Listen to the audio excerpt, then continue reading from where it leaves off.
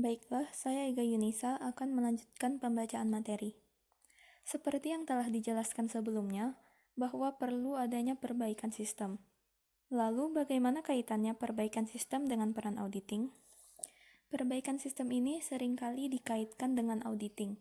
Seperti yang kita ketahui, auditing adalah suatu proses yang terencana yang dilakukan oleh pihak independen untuk mengumpulkan bukti-bukti atau fakta-fakta yang bertujuan untuk membangun suatu opini atas informasi yang diterbitkan suatu entitas kehandalan informasi tersebut.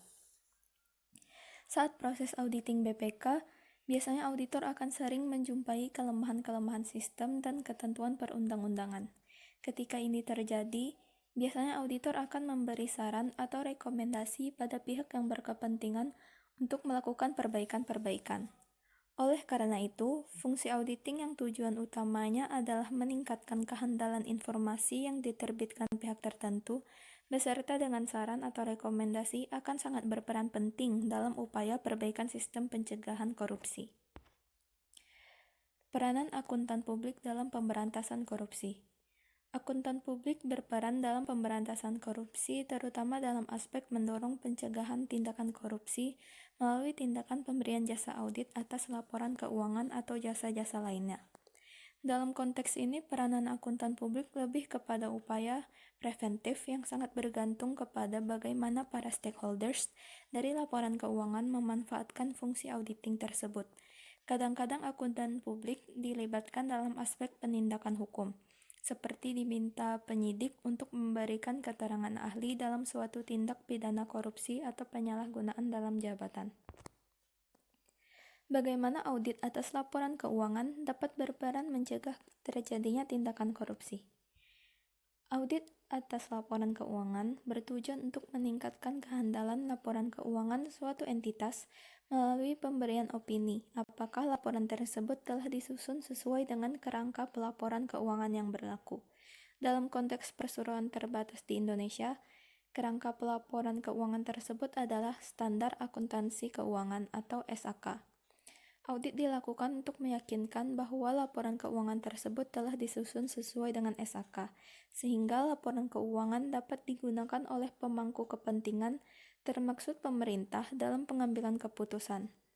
Dalam Undang-Undang Perseroan Terbatas Nomor 40 Tahun 2007, terdapat kewajiban penyampaian laporan keuangan yang telah diaudit oleh akuntan publik kepada Kementerian Hukum dan Hak Asasi Manusia.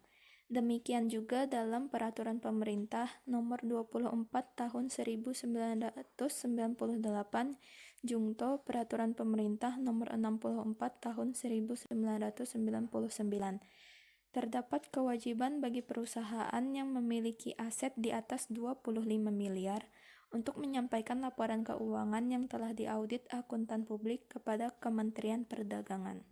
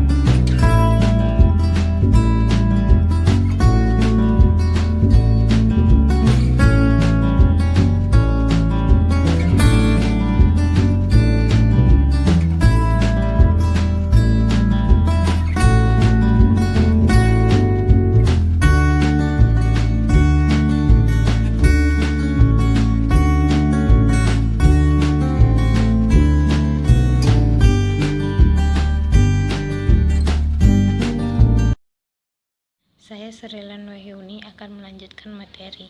Anda tadi juga menyebutkan bahwa audit atas laporan keuangan juga dapat membantu DJP dalam menurunkan risiko ketidakpatuhan wajib pajak. Dapat dijelaskan lebih lanjut?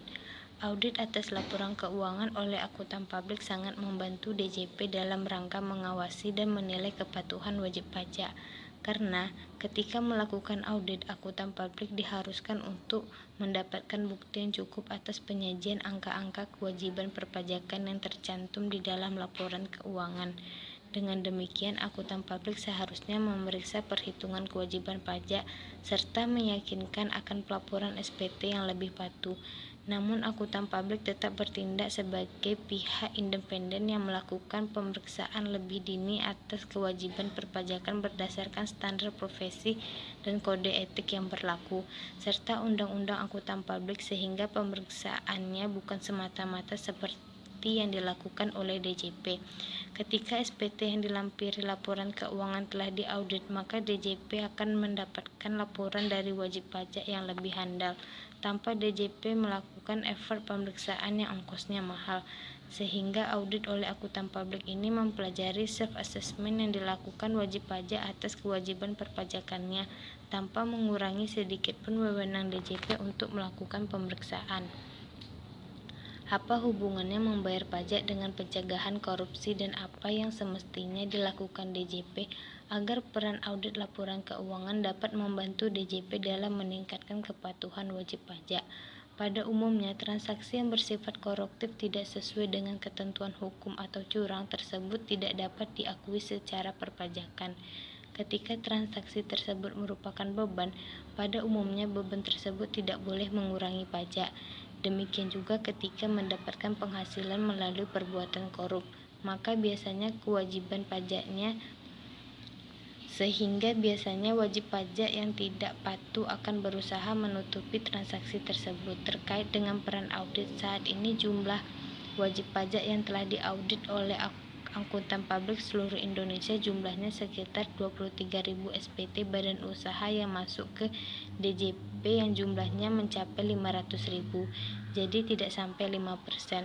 Agar supaya audit tersebut dapat optimal, DJP dapat meminta wajib pajak untuk melampirkan dalamnya SPT-nya, laporan keuangan yang telah diaudit berdasarkan UU PT, sehingga SPT yang masuk telah dilakukan verifikasi lebih dini.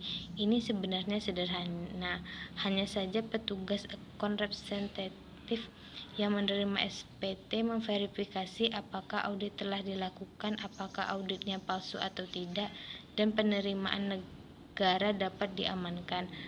Apakah dapat dijelaskan bagaimana praktik di negara lain mengenai kewajiban penyampaian laporan keuangan kepada instansi pemerintah?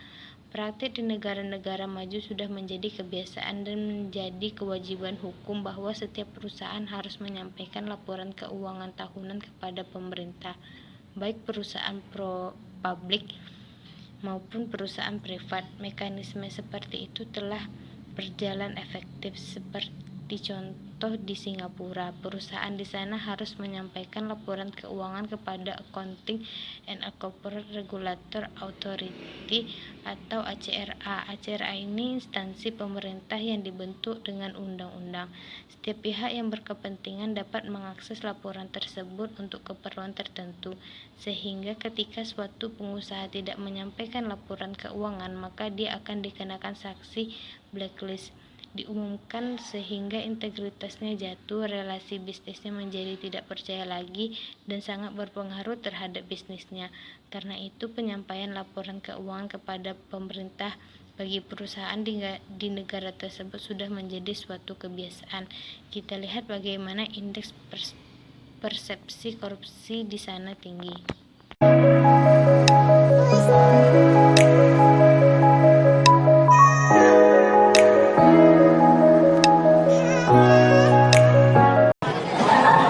Assalamualaikum warahmatullahi wabarakatuh.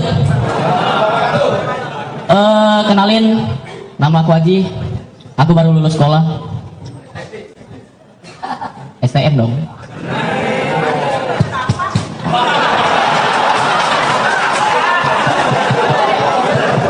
STM. SMA. Iya. Ya, aku baru lulus sekolah. Dan di sekolah aku nih terbilang murid yang nakal. Ya, seperti murid nakal pada umumnya gitu. Bolos, tidur di kelas, korupsi duit SPP. Dan setelah lulus aku ikut lomba kritik DPR. Disuruh kritik diri sendiri.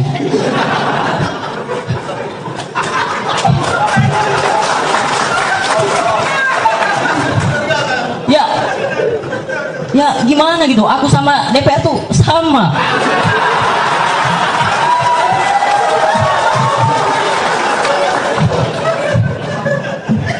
Kita ini satu passion pak, satu lifestyle.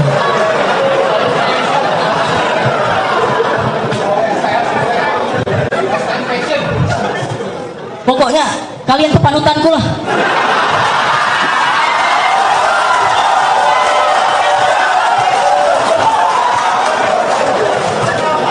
Apa? Ada oknum DPR yang korupsi. Aku juga korupsi. Korupsi duit SPP. Cuman bedanya kalau ketahuan.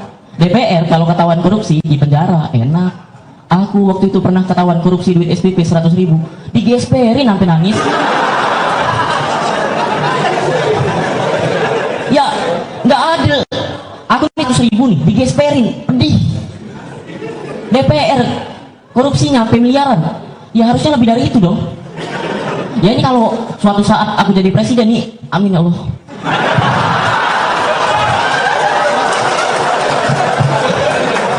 Ya, ini kalau nanti aku jadi presiden, terus ada DPR yang ketahuan korupsi, hukumannya sama, digesperin. Digesperin seluruh rakyat Indonesia.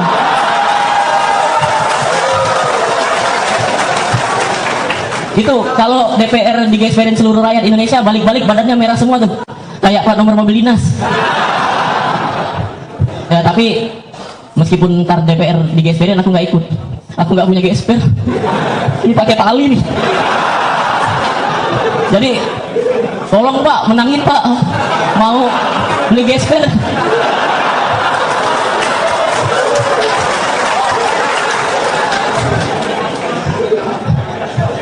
Aku dari kecil pengen punya gesper merek krokodil. Iya.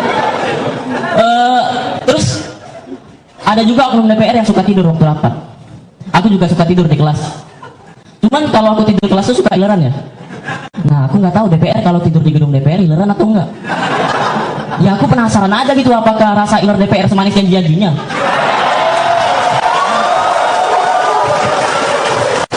Bang, tahu nggak bang rasa iler DPR bang? Jilat bang biar tahu bang.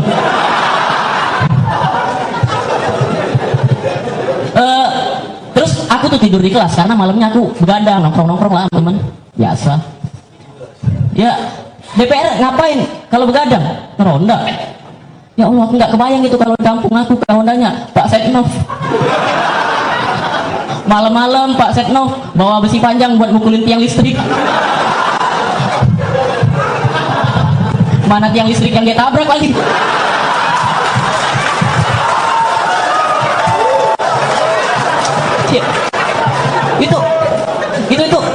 Itu Pak Setnov ngebukin tiang listrik yang dia tabrak MC itu.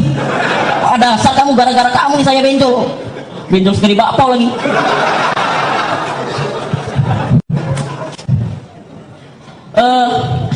Terus waktu itu aku nggak sengaja gitu ngelihat siaran sidang paripurna di TV. Nggak sengaja, tapi nggak mungkin sengaja kan aku nontonnya Doraemon. Ya di situ aku lihat banyak bangku yang kosong. Kamu ini aku mikir kok sama kayak di STM aku ya. Iya, banyak yang bolos. Terus aku mikir ini DPR bolos kemana gitu, rental PS. Ya, ngapain DPR ke rental PS? Mending beli PS sendiri, duitnya banyak. Ya, terus aku penasaran lagi gitu, gimana cara DPR bolos itu? Ya soalnya kalau kami ini anak STM ya, bolos tuh nggak mungkin sendirian, minimal berdua lah, dan pasti ada satu yang ngajak. Nah ini kalau DPR cara bolosnya sama kayak kami anak STM, aku bisa nih nonton sekarang nih. Contohnya, misal lagi mau rapat, Pak Fahri Hamzah ngajak Pak Fadlizon bolos. Pak Fahri Hamzah ngomong ke Pak Fadlizon, Zon,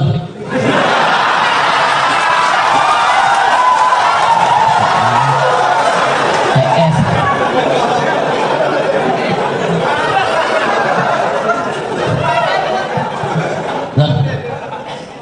males nih rapat, cabut yuk keluarnya. Untungnya Pak Falizon nggak mau kan, ke warnet sama kamu males, twitteran mulu. Pak Fari berusaha ngeyakinin lagi, nah yuk bolos lah aku bayarin nih. Ya udah yuk sekarang. Wah, akhirnya mereka bolos tuh. Sebelum bolos lepas seragam dulu biar nggak ditangkap Satpol PP. Mereka jalan keluar gedung DPR kan, manjat pagar. Iya, manjat pagar kan, ke warung dulu beli rokok Samsu sama teh gelas. Nah, terus ini terakhir nih, ada DPR yang ngelakuin kasus suap. Aku juga pernah ngelakuin kasus suap. Jadi waktu itu aku lagi ngerokok nih, tiba-tiba adik aku lewat ngeliat, biar nggak diaduin ke ibu aku kasih duit 5.000. Ternyata masih diaduin. Ya karena aku DPR banget kan, dan aku cinta orde baru, jadi paginya adik aku ngadu, malamnya adik aku hilang. Sekian aku, terima kasih. Baik Bapak, ini peserta terakhir karena permintaan dari Cak Lontong, katanya Cak Lontong ada isi cara lagi ke Arab Saudi. Besok akan menjalani hukuman cambuk. Bapak kebayang nggak kalau anggota DPR digesperin Pak sama semua masyarakat Indonesia, ditunggingin gitu, antri tuh Pak, anu rakyat tuh toget atu-atu sambil ngomong nakal. Aduh ya Allah, kebayang nggak sih tuh pantat pada belah, bukan jadi pantat jadi abon. Iya. Oke.